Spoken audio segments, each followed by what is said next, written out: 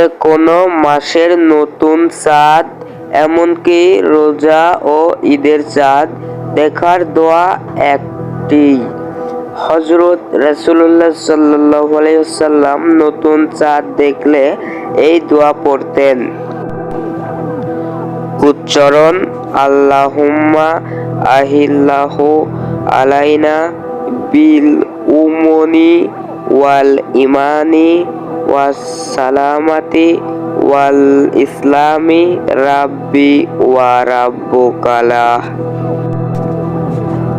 অর্থ: হে আল্লাহ, আপনি আমাদের জন্য এই চাঁদকে সৌভাগ্য ও ঈমান, শান্তি ও ইসলামের সঙ্গে উদিত করুন।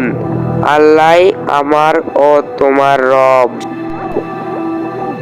যে দোয়াটি দেখলেন ও শুনলেন, এই দোয়াটি চাঁদ দেখে পাঠ করবেন, সওয়াব হবে।